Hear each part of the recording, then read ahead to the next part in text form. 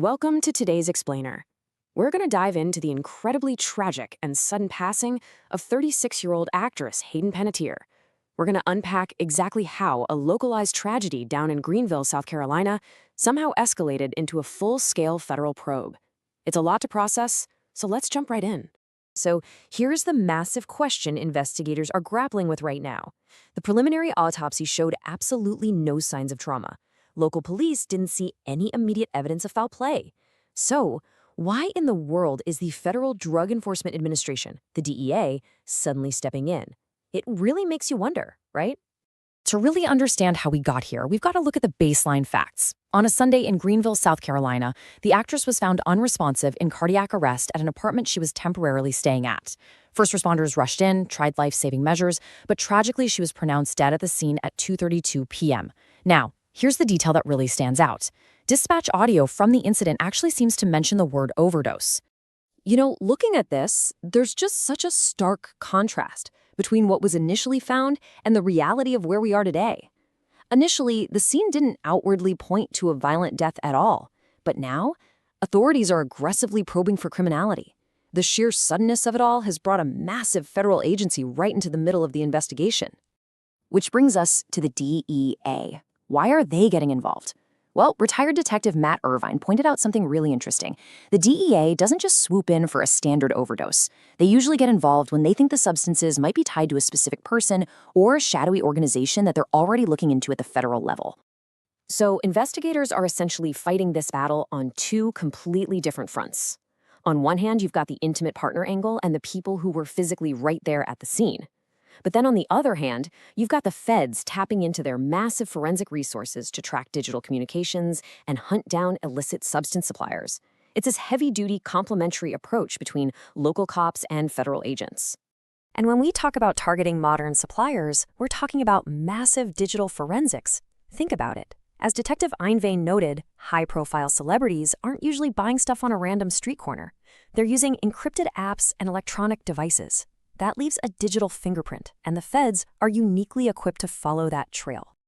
Now, let's pivot back to the apartment itself. Who was actually there when the EMT showed up?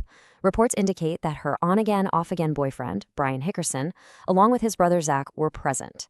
In fact, they were the ones who actually placed the 911 call. Okay, here's where things get a bit more complex. During the response, Hickerson reportedly showed officers a bag of medications, and according to TMZ sources, Narcan was found at the scene. As you might know, Narcan is a literal lifesaver for central nervous system and opioid overdoses. But the tricky part for investigators right now, they aren't totally sure if that Narcan was already sitting in the apartment or if the paramedics brought it in with them when they arrived. To really grasp why authorities are heavily scrutinizing the intimate partner angle, we have to look at Hickerson's documented history of domestic abuse. It's a tough subject. A former neighbor in West Hollywood, Mia Terzas, actually said she called 911 at least half a dozen times about disturbances. She recalled one horrifying incident, saying, "I saw her leaving on a gurney. It looked to me that she had suffered some type of trauma that looked to be battering. It was clear she was terrified." When you look at the timeline, it shows a pretty clear pattern leading up to this tragedy. In August of 2022, Hickerson was sentenced to probation after pleading no contest to felony domestic violence charges.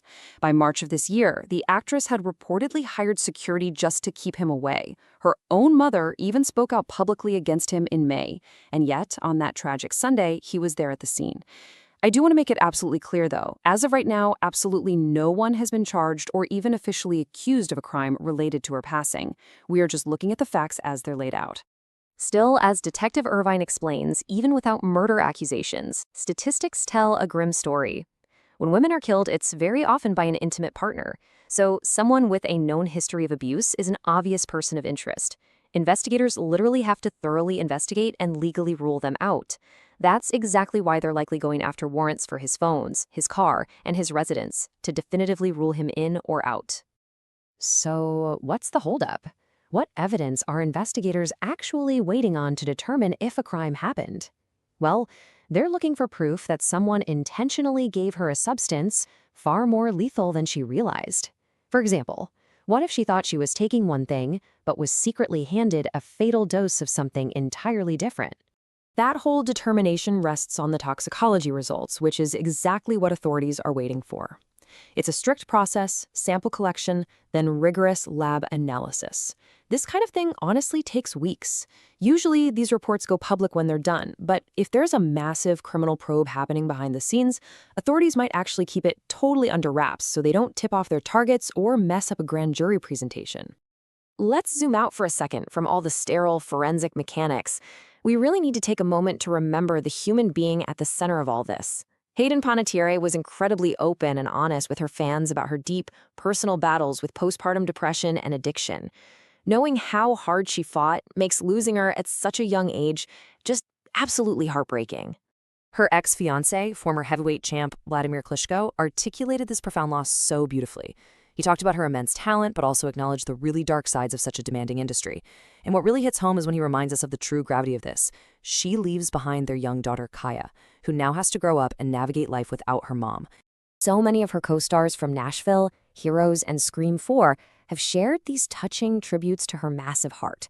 But actor Justin Chatwin pointed out something else, the darker, deeply isolating reality of Hollywood. He noted how you can be on a fun movie set all day with everyone praising you, and then you just go home and you're entirely alone. It paints this incredibly vivid, sad picture of just how lonely a wildly successful career can actually be. So, in this digital age of illicit supply networks, who is ultimately held accountable when a vulnerable life is cut so tragically short? Whether this turns out to be a devastating accident or a calculated case of criminal negligence, the search for accountability in modern overdose cases is just incredibly complex. Between the encrypted texts, the massive federal forensic resources, and the tangled personal histories, finding the truth is going to take a huge multi-front effort. Thanks for joining me on this explainer, and definitely let this sink in as we wait to see what the investigation uncovers next.